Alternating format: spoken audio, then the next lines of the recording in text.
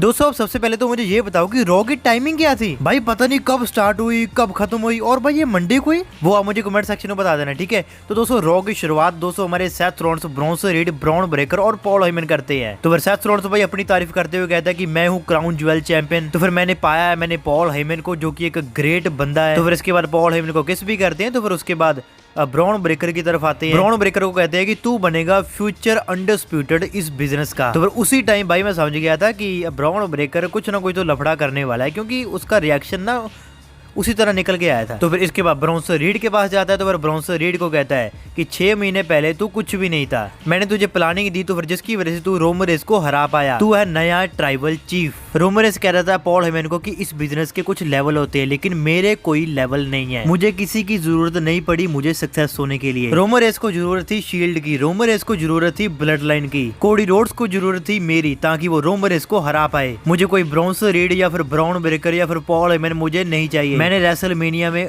Roman race और CM Punk को खुद हराया था। मैंने वर्ल्ड चैंपियन जीता तो सिर्फ अपने दम पे, मैंने कोडी रोड्स को हराया अपने दम पे। जितने भी यहाँ पे रिंग में खड़े हैं उनकी मुझे कोई जरूरत नहीं है, मैंने इनको चूज किया है। तो फिर वो कहता है क्योंकि मैं हूँ सेथ फ्रीकिंग रॉलिंस। बस इसके बाद ये सेगमेंट खत्म। तो फिर इसके बाद डोमिनिक मिस्टीरियो और पेंटा के बीच में एक आईसी चैंपियन के लिए मैच देखने को मिलता है, जिसमें कि भाई रूसेव आ जाते हैं। तो फिर जिसकी वजह से डोमिनिक मिस्टीरियो जीत जाता है। तो फिर इसके बाद रिया रेफरी और कायरी सेन के बीच में हमें एक सिंगल मैच हमें देखने को मिलता है, जिसमें कि भाई ईओ स्काई भी आ जाती है और आस्का भी आ जाती है। तो फिर वो दोनों भाई आपस में भिड़ने लग जाते हैं रिंग के बाहर। तो जिसकी वजह से भाई डिस्ट्रैक्शन की वजह से कायरी सेन इस मैच में हार जाती है, रिया रेफरी जीत जाती है। तो फिर इसके बाद इन चारों में भाई हमें हफड़ा दफड़ी भी देखने को मिली थी, जहाँ से हमें दोस्तों ये पता चलता है कि शायद से सर्वाइवल सीरीज में या फिर अगली रॉ में इनका टैग टीम मैच एक बार फिर से हो सकता है। तो फिर इसके बाद मेन इवेंट में दोस्तों में जे उसो, एले नाइट और सीएम पंक के बीच में एक ट्रिपल थ्रेट हमें मैच देखने को मिलता है। जो जीतेगा वो सीधा सेथ को चैलेंज करेगा। तो लास्ट मोमेंट भाई हमारे सीएम पंक जे उसो को फिनिशर देके इस मैच में जीत जाते हैं। तो फिर इसके बाद फिर सेथ रॉलिंस की भाई पूरी टीम आ जाती है। तो फिर सबसे पहले भाई ब्रॉन ब्रेकर जे उसो को स्पीयर देता है, उसके बाद फिर एले नाइट को देता है। तो फिर ब्रॉन्सन रीड और ब्रॉन ब्रेकर भाई सीएम पंक को पीटने लग जाते हैं। तो फिर वो सीएम पंक को रिंग से बाहर निकाल देते हैं। तो फिर तभी भाई